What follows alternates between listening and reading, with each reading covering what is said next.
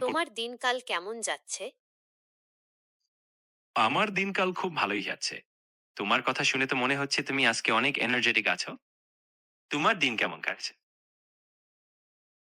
হ্যাঁ, আমারও খুব ভালো লাগছে তোমার সাথে বাংলায় কথা বলতে পেরে।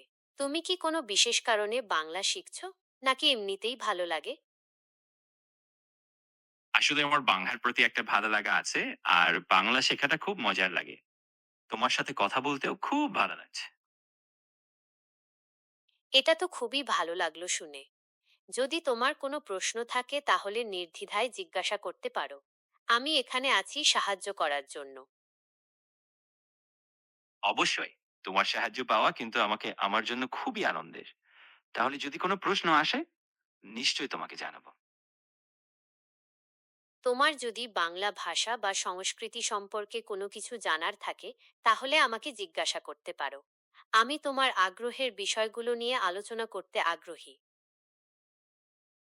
তাহলে আমি নিশ্চয়ই তোমার সাথে কখনো কোনো বাংলার বিভিন্ন দিক নিয়ে আলোচনা করব। তোমার আগ্রহ দেখে কিন্তু আমিও খুব উৎসাহিত হচ্ছি। ঠিক আছে, তাহলে আজ বাংলা সিনেমা নিয়ে কিছু কথা হোক। তোমার কি বাংলা সিনেমা দেখা হয়? কিছু বাংলা সিনেমা আমি দেখেছি। আর বাংলা সিনেমার গল্প আর সঙ্গীত দুটোই বেশি উপভোগ করি। তুমি কোন সিনেমা পছন্দ করো? সত্যি বলতে আমারও বাংলা সিনেমা খুব ভালো লাগে। সত্যজিৎ রায়ের পথের পাঁচালী আমার খুব প্রিয়। তুমি কি এই সিনেমাটা দেখেছো? হ্যাঁ, পথের পাঁচালী দেখেছি, আর সত্যজিৎ রায়ের কাজ আমারও খুব প্রিয়।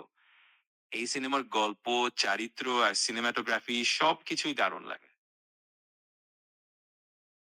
হ্যাঁ, সত্যজিৎ রায়ের কাজ সত্যি অসাধারণ। তুমি কি আর কোনো বাংলা সিনেমা দেখেছো? হ্যাঁ, আরো কিছু বাংলা সিনেমা দেখেছি, যেমন ঋতুপর্ণ ঘোষের কিছু ফিল্ম আর সাম্প্রতিক কিছু সিনেমাও দেখেছি।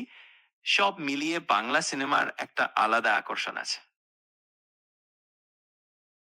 তোমার পছন্দের পরিচালকদের মধ্যে ঋতুপর্ণ ঘোষ একজন অসাধারণ পরিচালক।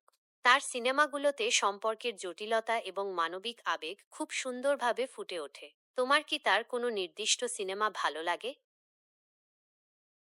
হ্যাঁ, ঋতুপর্ণ ঘোষের বেশ কিছু সিনেমা আমার খুব পছন্দের।